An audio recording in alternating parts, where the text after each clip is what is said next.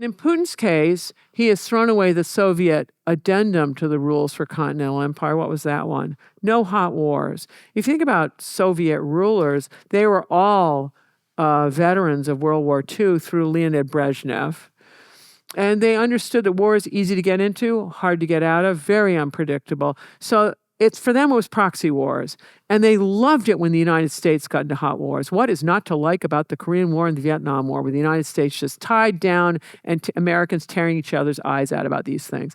Great, great, great. Russians stayed out of it until after Brezhnev's stroke, which that's when they make the big boo-boo in Afghanistan. And they go into Afghanistan.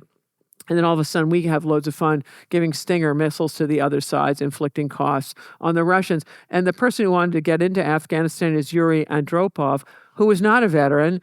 The uniformed military of Russia said, don't go into Afghanistan. Well, Andropov and friends ignored it, did their thing. If you look at Putin, he has risen to power on a diet of hot wars. He comes to power in the early phase of the Second Chechen War, where he levels the Chechen capital of Grozny and leaves most of the rest of Chechnya an environmental waste zone. But he sorts that one out. And then he gets quite popular for his war with Georgia in 2008, where he detaches South Ossetia and Abkhazia from Georgia. Now he wants to build a naval base in Abkhazia because he's having trouble with his base on Crimea. And then when he eliminates term limits for himself in 2012, which isn't very popular in Russia, he solves that by going into Ukraine in 2014 and walks off with about 7% of Ukrainian territory at very little cost. And Russians think that's great.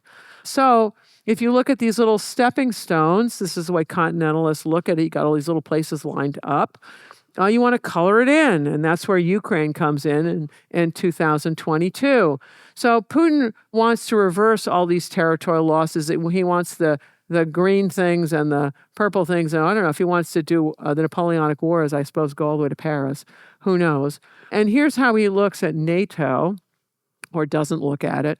NATO, you can look at when people join. There are two great big periods of accession to NATO. One is in the early Cold War, when all the smaller countries of Europe, which is everybody, right? We're all smaller than Russia. But the Europeans joined to protect themselves from Soviet imperialism. And then at the end of the Cold War, when these Soviet satellites can finally slip the leash, I've given you all the reasons why, they stampede into NATO. It is not NATO tricking them to join. They're stampeding in for excellent reasons. They've been proven right.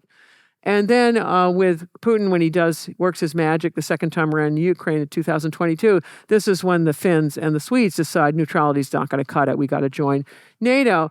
But when Putin looks at this, he goes, oh, they're coming at us in arcs. Well, this is ludicrous. Russia has posed an existential threat to these places forever. No one today wants to invade Russia. Who'd want it? It's full of Russians. We want them to stay home, right? There's no one there who wants Russia. So the Russians like to gaslight everybody else like you're the problem. And it's been very effective. Lots of Americans will talk about NATO expansion and say, oh, this is why Putin went to Ukraine. You did NATO expansion. He's gaslighting everybody.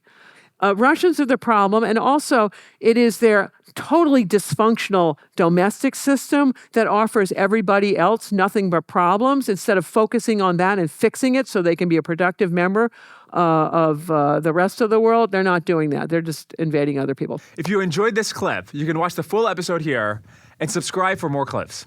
Thanks.